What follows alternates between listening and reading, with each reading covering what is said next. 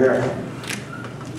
Mr. Mayor, members of the council, the first thing I'll do is give you a brief overview of the incident that occurred last Friday morning. Received a call at approximately 4:30 in the morning that there had been a fire 2 houses east of where Councilman Mr. Johnson lives.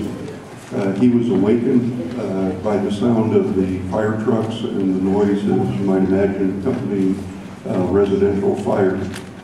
He got dressed, went outside, and saw that the house that was on fire was 2 houses from his house, and he knew the people that lived at that house. He was concerned about them and wanted to go closer to the scene, to where apparently the lady that lives at the house was standing in front of her house but across the street while the firefighters fought the blaze that was going on. So we had a very noisy, smoke-filled area while the firefighters there were trying to put out the blaze. Councilman Johnson stated that he went across the street and contacted one of the fire personnel and asked them for permission to go down to where the woman was standing that he realized was the victim of the house that was on fire. He did receive permission from fire to go down there. He then went around to the east side of the fire truck into the street and started to walk towards where the lady was at that he wanted to talk to. There were hoses strung across the street, as you might imagine, as they were fighting the fire. As he got closer to where he was going, he was stopped by a police officer who was at the scene, whose duty it was to protect the scene and stop people from randomly walking into a dangerous situation. Unfortunately, he did not recognize the councilman, and he advised the councilman that he needed to leave the immediate scene.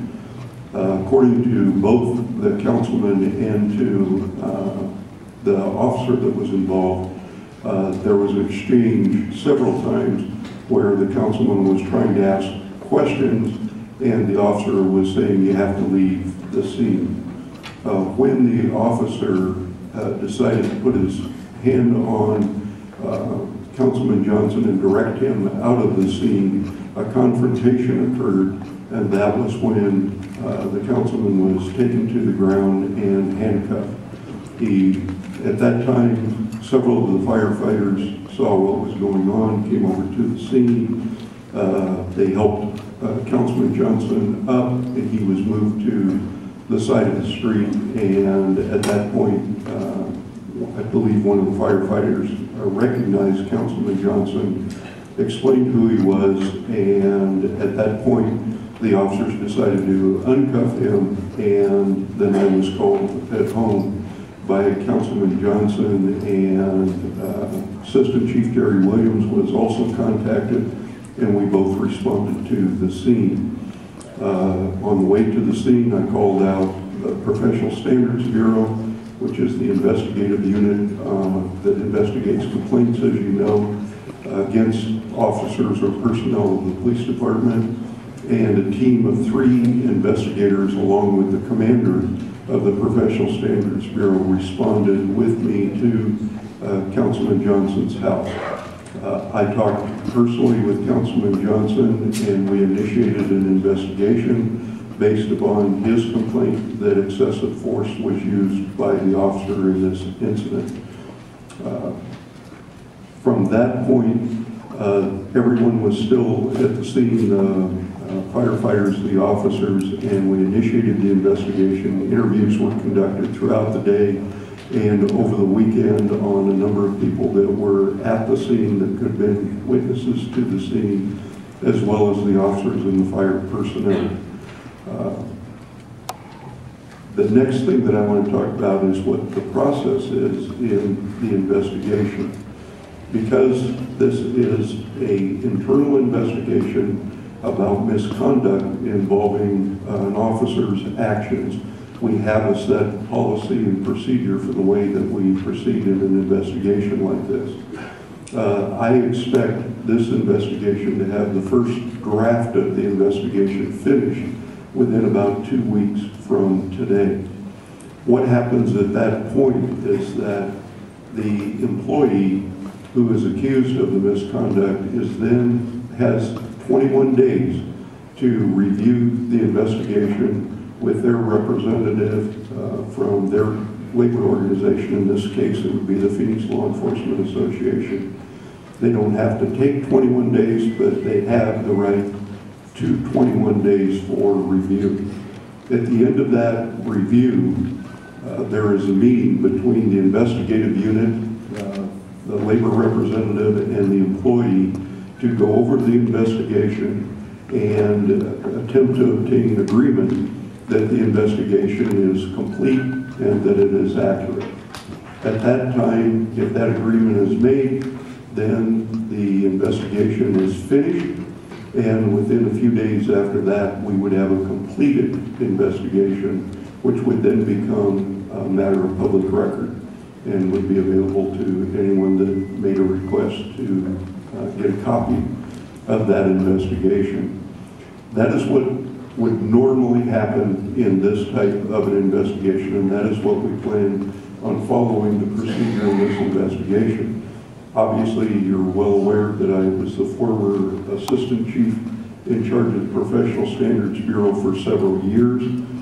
Before that, I served as a commander in the Risk Management Unit of the Professional Standards Bureau, and you know that I take these types of investigations, as well as any type of misconduct investigation, alleging misconduct by our employees, very, very seriously. We have a nationwide reputation for doing very thorough, complete, objective investigations that are based on the facts of what we're presented with and what actually occurred, not based on emotion or any other thing that would be involved.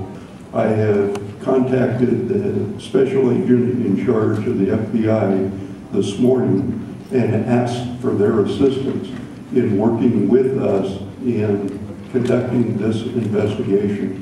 And in reality, the FBI is going to do a concurrent investigation alleging civil rights violations, as well as monitoring and assisting the Phoenix Police Department Professional Standards Bureau with our investigation. My hope is that by doing that, we are showing to the community that we have an open process, that we're asking for the highest levels of review of the investigation to assure that we have done everything humanly possible that we could do to make sure that this investigation is completed accurately, objectively, and appropriately from all aspects of this investigation. Upon completion of both of those investigations, it is my understanding that the FBI would then forward everything involved with the investigation to the Department of Justice, to their Civil Rights Division for a final review to get their opinion on if anything was done improperly by the officer or there were any civil rights violations conducted out there at the scene. And that is a somewhat lengthy process, and I can't tell you how long that will take. That is through the FBI and the Department of Justice.